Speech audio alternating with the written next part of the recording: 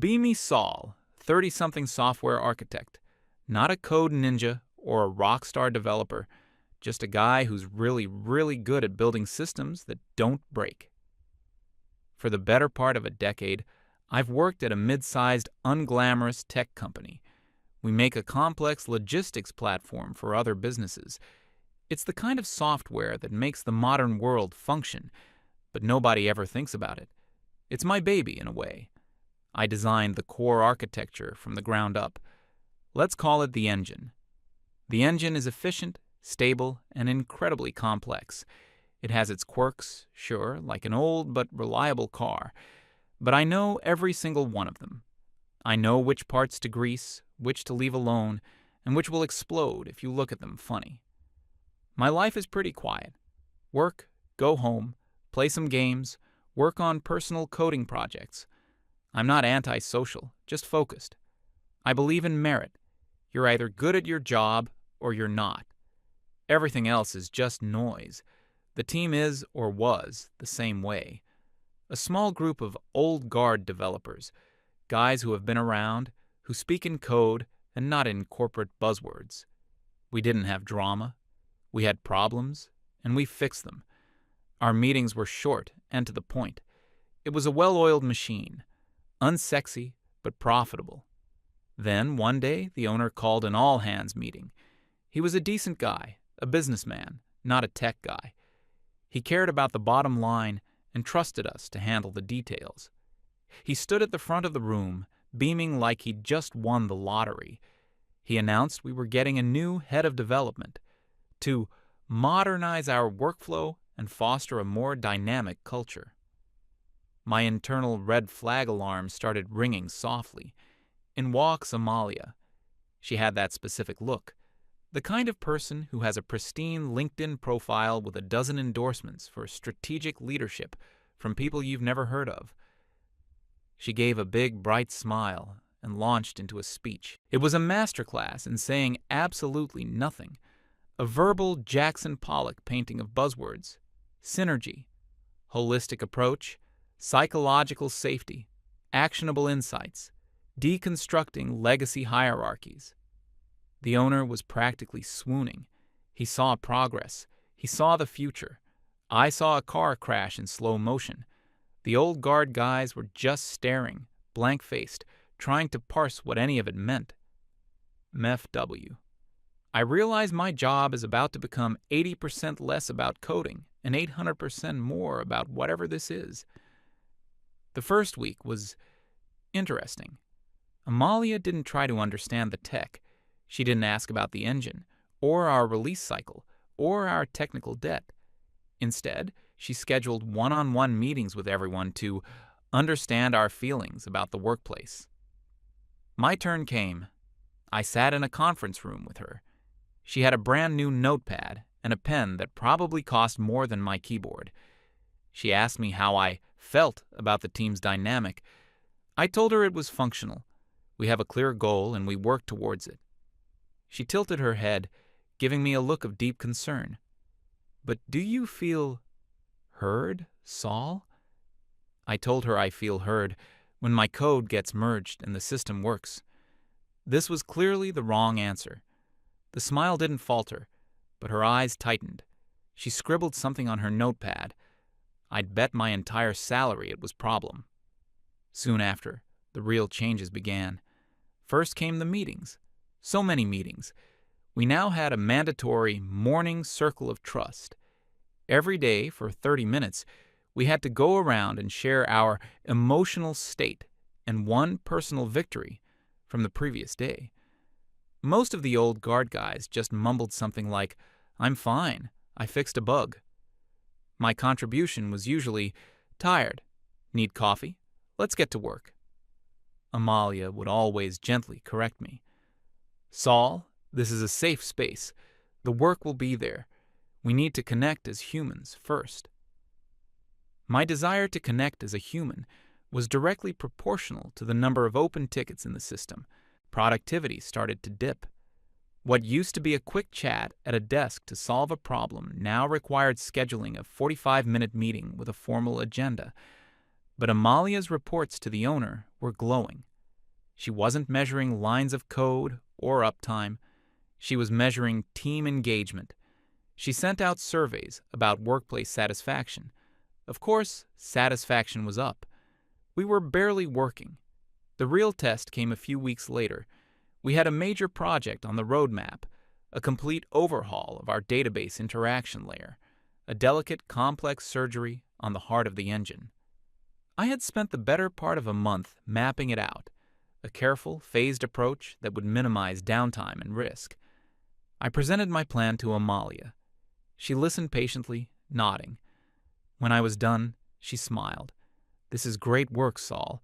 Very thorough, but it feels very top-down." I had no idea what that meant. "I want this to be a democratic process," she continued. "I don't believe in the lone genius model. The best ideas come from the collective." And so she created the Architectural Committee. The purpose of this committee was to review and approve all major technical decisions. The members, the entire development team, from me, with 15 years of experience, down to the intern we hired a month ago who was still trying to figure out how Git works. Every member had an equal vote. My heart sank into my stomach. I knew it was over. The first committee meeting was a nightmare. I presented my database overhaul plan again, this time to the entire room. I explained the reasoning, the risks, the specific technical choices based on years of dealing with the engine's quirks. When I finished, Amalia opened the floor for discussion. One of the junior developers, a kid fresh out of college, raised his hand. He said he'd just read a blog post about a brand new, experimental database technology. Let's call it Hyperbase. He argued that my plan was unimaginative and that we should be bold and rewrite the entire thing using Hyperbase. I calmly explained that Hyperbase was not production-ready, had no long-term support, and was completely unsuited for our specific use case. I listed about 10 technical reasons why it was a suicidal idea. Amalia beamed at the junior dev. "Thank you for that," she said. "This is exactly what I was hoping for, challenging the status quo, thinking outside the box. Saul, I feel your response was a bit dismissive. We need to encourage this kind of brave thinking, not shut it down." I felt like I was in the Twilight Zone. I tried to argue, bringing up facts, data, benchmarks. But I wasn't arguing about technology anymore. I was arguing against a feeling. The discussion devolved. People who had never even worked on the database layer were now passionately debating its future, based on half-remembered articles and conference talks. In the end, it went to a vote. My carefully constructed, safe, and logical plan was voted down. The winning proposal? A compromise to create a research spike to investigate using Hyperbase for a small part of the system. It was the stupidest possible outcome.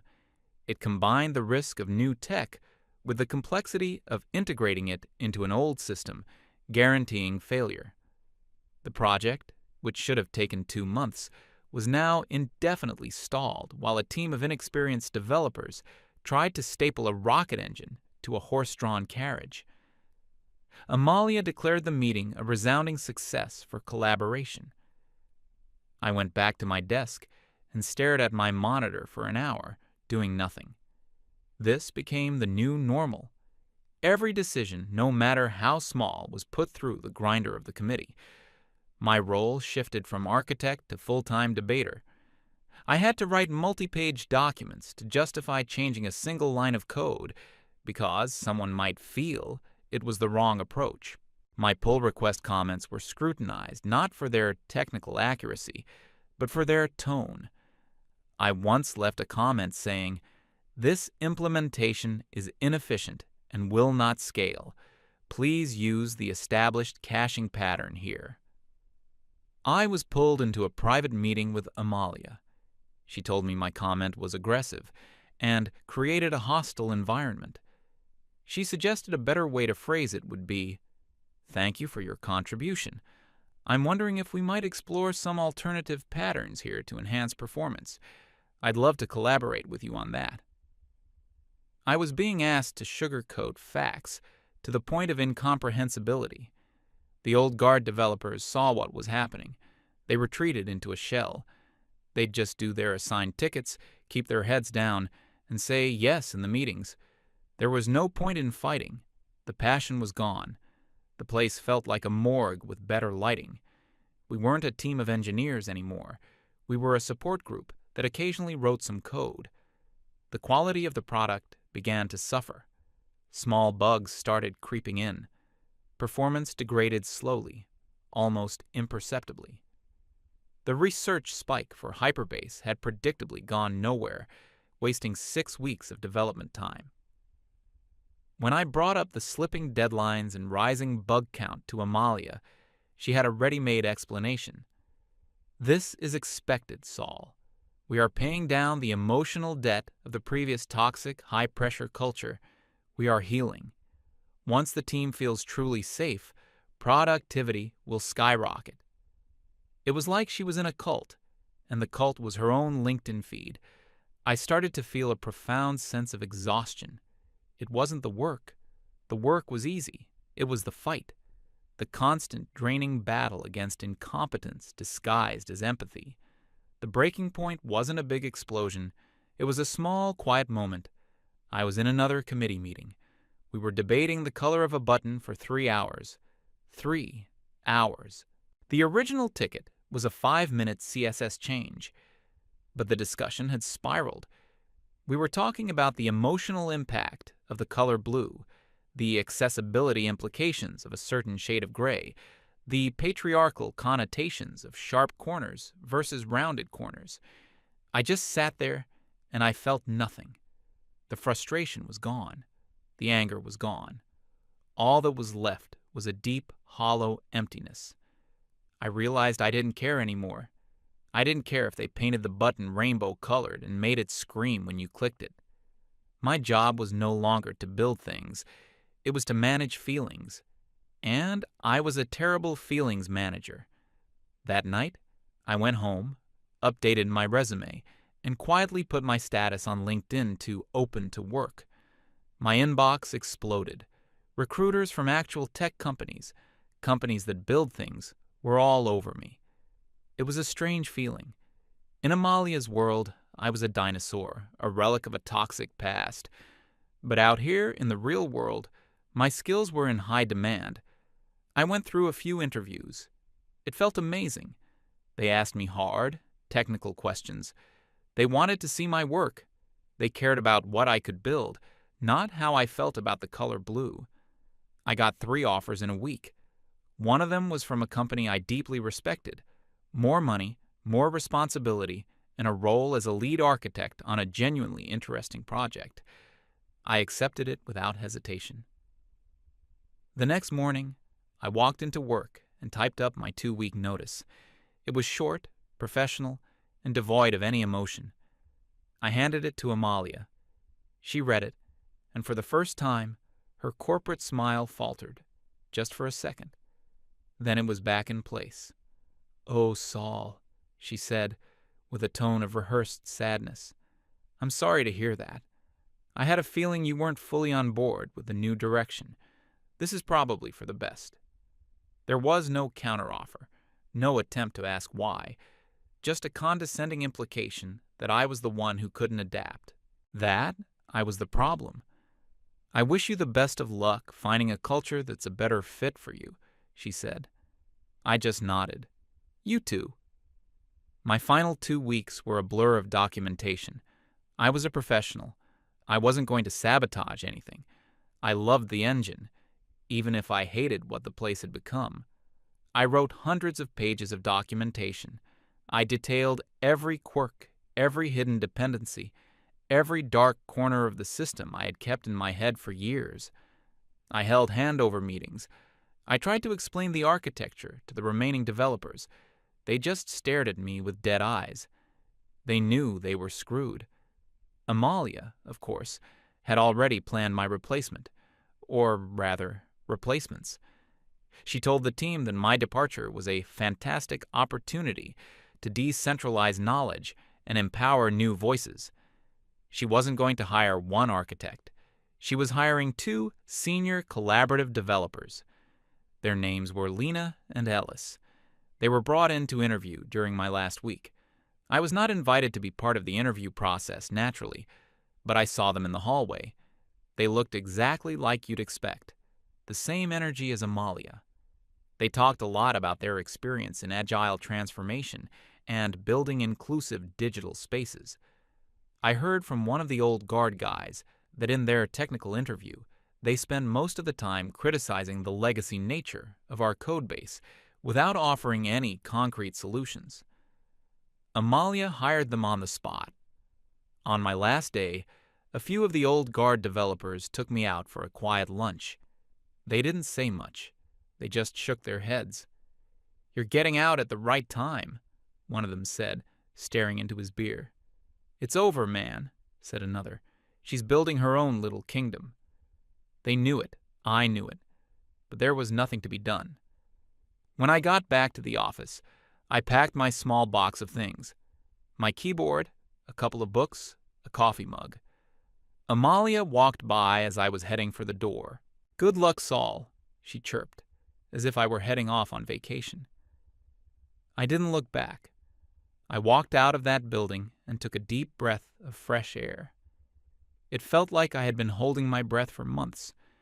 A huge weight lifted from my shoulders. It was the feeling of freedom. Freedom from the meetings. Freedom from the committees. Freedom from the endless, circular, pointless talk. I started my new job a week later. It was everything I had hoped for.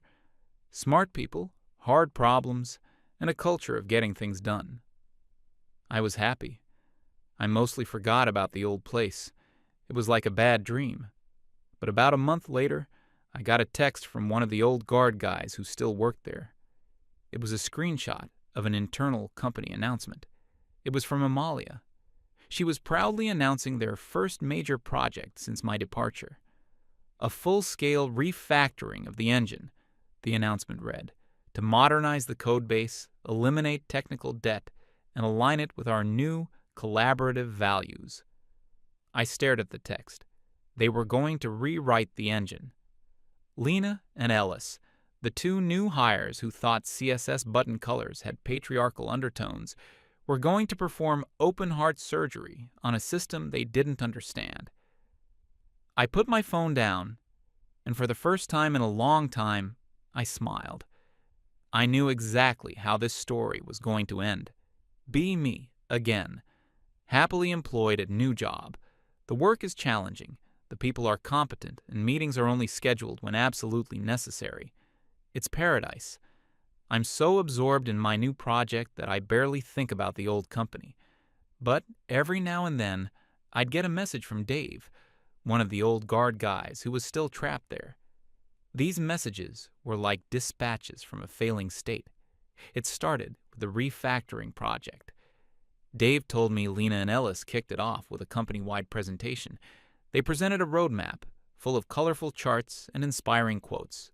Their primary goal, they said, was not performance or stability. It was code readability and inclusivity. Their first major action was to implement a new set of ethical coding standards. This included a linter that would automatically reject any code containing problematic words. Master and slave for databases were obviously out, replaced with primary and replica. Fine, whatever. Industry is moving that way anyway. But it didn't stop there. The word execute was flagged. It was deemed too violent. It had to be replaced with perform. Any function named sanity check was renamed to coherence validation. They spent 2 full weeks, a team of 10 developers, just renaming variables and functions across millions of lines of code to comply with their new Bible of acceptable terms. MFW, an entire sprint, is dedicated to a glorified find and replace because the word execute might hurt a server's feelings. Dave said the old guard just did it. It was easier than arguing, but this was just the warm-up act. The real fun began when Lena and Ellis started improving my core algorithms. The engine had a highly optimized scheduling system. It was the secret sauce of the whole platform. It was complex, multi-threaded, and very, very fast. It looked intimidating if you didn't understand the math behind it. Ellis declared it unreadable and a monument to solitary, non-collaborative design. She decided to replace it with a much simpler, more democratic algorithm she'd learned in a coding boot camp. It was the programming equivalent of replacing a V8 engine with a hamster on a wheel. The old guard developers tried to warn her. They showed her benchmarks. They drew diagrams on whiteboards. They explained that the existing system was complex for a reason. She listened with a patient smile and then told them that an over-reliance on benchmarks was a form of cognitive bias and that simplicity and clarity are their own form of performance. They pushed the new hamster wheel algorithm to production. The effects were immediate. System-wide performance dropped by 40%. Reports that used to take seconds now took minutes. The user interface felt sluggish and unresponsive. When clients started complaining, Amalia went into full spin mode. She sent out a company-wide email. She didn't call it a performance degradation. She called it an intentional calibration of user experience. She wrote, and I quote from Dave's screenshot, "We are encouraging our users to adopt a more mindful and deliberate pace in their workflow." They were literally telling their customers that the software was slow on purpose for their own good. Topkek. The bugs started next. Not just simple bugs, but deep architectural ones. The problem with rewriting something you don't understand is that you don't know what you don't know. My old code had a lot of what looked like redundant checks and weird edge case handling. Lena and Ellis saw this as code bloat and defensive programming, which they considered a sign of a low-trust environment. They started simplifying the code, removing the checks, taking out the redundancies, and that's when the data corruption started. It was subtle at first. A customer's order would be duplicated, an invoice would be assigned to the wrong account. These were bugs as ghosts. They were rare, and the new team couldn't replicate them. When a user reported one, the official response from Lena and Ellis was usually user error or cannot reproduce. Amalia backed them up completely. She held a meeting where she explained that the vast majority of bug reports were actually a form of user resistance to change. The old guard knew what was happening. They could see the patterns. The bugs were happening in the exact modules that Lena and Ellis had simplified, but when they tried to raise the alarm, they were shut down. Amalia accused them of sabotage and failing to embrace the new culture. One of the best senior guys, a man named Mike, who had been with the company for 12 years, cornered Amalia in the hallway and showed her definitive proof on his laptop of how the new code was corrupting the database. The next day, Mike was fired. The official reason was creating a toxic and adversarial work environment. The message was clear. Find a problem, and you are the problem. After Mike was fired, the rest of the old guard went completely silent. Dave's texts to me became more desperate. He said the atmosphere was like a nightmare. Everyone lived in fear. The developers would just sit at their desks, wearing noise-canceling headphones, trying to look busy. Lena and Ellis were the new queens. They would spend most of their days in meetings, talking about future-proofing our paradigms and ideation sessions for a more empathetic user interface. They weren't fixing the growing mountain of bugs. They were designing new features for a platform that was actively crumbling beneath their feet. The system was now a Jenga tower with half the blocks pulled out. It was still standing, but barely. And then came the news of the big one, the Genesis project. It was a massive new integration with a Fortune 500 client, the biggest deal in the company's history. The deal had been signed a year ago, long before Amalia's reign. The technical requirements were huge. It required a new set of high-performance APIs, real-time data synchronization, and 99.9999% uptime. Basically, it required the old engine, the powerful, reliable one, not the new, mindful version. The deadline was set in stone. The launch was in 2 months. Dave told me the remaining old guard developers were in a state of quiet panic. They knew the current system couldn't handle it, not even for a second. They tried to tell Amalia. They warned her that going live would be a catastrophe. She dismissed their concerns as fear-mongering and an inability to adapt to an agile workflow. Her big solution: more meetings. She started Genesis Project Harmony sessions, where the team could share their anxieties about the launch. The problem wasn't their anxiety. The problem was that the code was fundamentally, catastrophically broken. Lena and Ellis, meanwhile, were supremely confident. They insisted that the final pieces of their refactoring would solve all the performance issues just in time. Their plan was to replace the final core module of my original architecture, the user authentication system, a week before the launch. This is the equivalent of changing the foundation of a skyscraper while people are still living in it. The old guard begged them not to. The existing authentication system was old, but it was battle-tested and secure. It had never failed. Lena and Ellis said it was over-engineered and not user-centric. They rewrote it from scratch in a week. I got a text from Dave the night before the launch. They're actually doing it. They just merged the new auth code. Pray for us. I didn't pray. I just made some popcorn. The next day was launch day. The owner of the company was there. A whole team from the new client was there. They had champagne on ice, ready to celebrate the multi-million-dollar deal. The whole office gathered around the main conference room, where a giant monitor showed the system status. Amalia stood at the front, glowing. She gave a speech about the incredible journey they had been on, how they had overcome cultural hurdles and built a team based on trust and empathy. She gave a special shout-out to Lena and Ellis for their visionary leadership.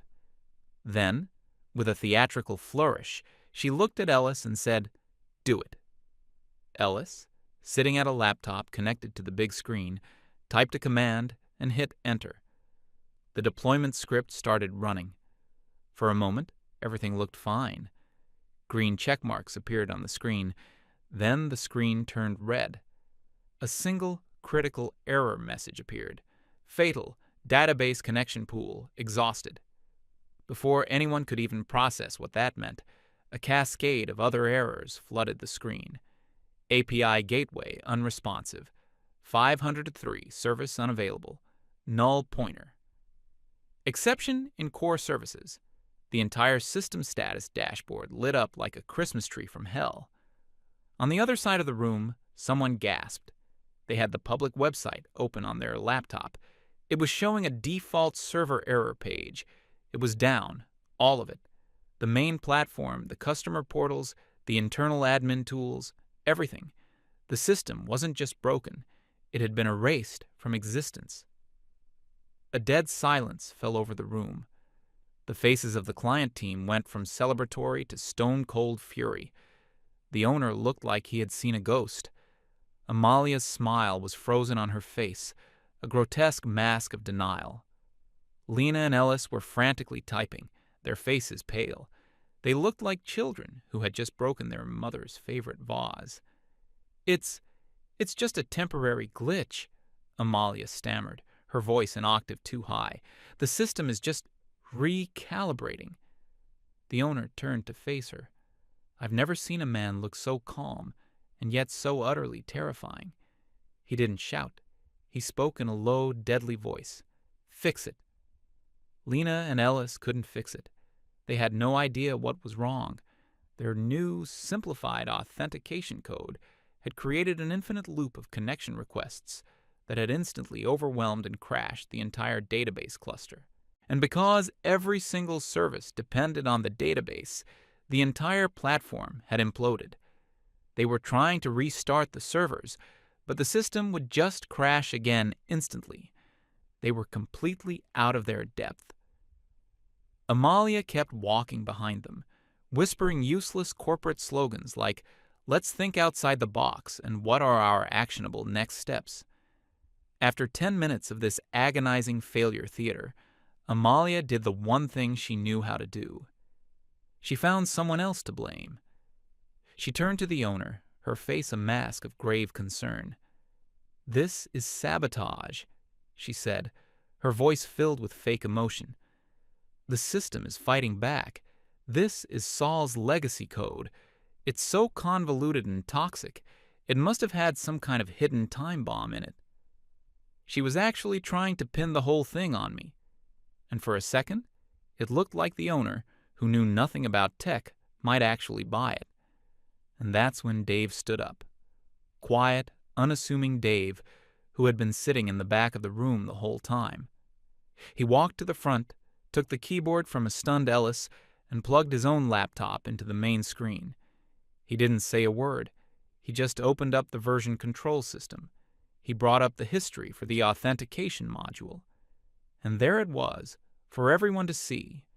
A log of every change, every line of code, time-stamped and with the author's name next to it. The screen showed my last commit to that file, dated over 3 months ago, followed by a long list of commits from Lena and Ellis over the past week, culminating in a massive 5,000-line change that was committed the night before. Dave clicked on that final commit. He brought up a diff, a side-by-side comparison. On the left was my old stable working code. On the right was their new, broken, simplified garbage. He pointed to one specific block of code on the right. "There," Dave said, his voice clear and steady. "That's the infinite loop. This has nothing to do with Saul's code. This was committed yesterday at 10:32 p.m. by Ellis." The evidence was absolute, undeniable. You can't argue with Git blame. It's the ultimate source of truth. The room was so quiet, you could hear a pin drop. Amalia looked at the screen, then at Dave, then at the owner. The blood drained from her face. Her entire narrative, her entire kingdom built on buzzwords and blame, had been demolished by a single, factual screen of information. She opened her mouth, but no sound came out. The owner stared at the screen for a long, long time. Then he looked at Amalia, Lena, and Ellis. He pointed a shaking finger toward the door. "Get out," he whispered. They just stood there, frozen. "Get out," he roared, his voice echoing through the silent office. "Pack your things and get out of my building. You are all fired." The aftermath was brutal. Dave told me the company had to issue a public apology and pay a massive penalty to the client for breaking the contract. They hired an expensive team of outside consultants to come in and fix the mess. Their first recommendation? Roll back the entire code base to the last stable version, my version. It took them 3 months and cost the company over $1 million just to get back to the state they were in the day I left. I get texts from Dave sometimes. He got a huge promotion and is now leading the effort to rebuild the team. He's only hiring people who can actually code. Lena and Ellis, according to their LinkedIn profiles, are now freelance diversity and inclusion consultants. And Amalia? She started a blog. She writes long, angry articles about the inherent sexism of the tech industry and how her visionary leadership was crushed by the patriarchal resistance to change. She paints herself as a martyr, a victim. Sometimes I read her posts and I just laugh because I know the truth. I saw it happen. She wasn't a victim. She was a hurricane of incompetence in a pantsuit. As for me, I'm still at my new job. I got a promotion too. I'm leading a team building something new and exciting. My work is respected. My skills are valued. My reality is based on logic, not feelings. It turns out that in the end, the real world doesn't care about your ideology. It doesn't care about your buzzwords or your safe spaces. It just cares about one thing. Does the engine work? And mine always did.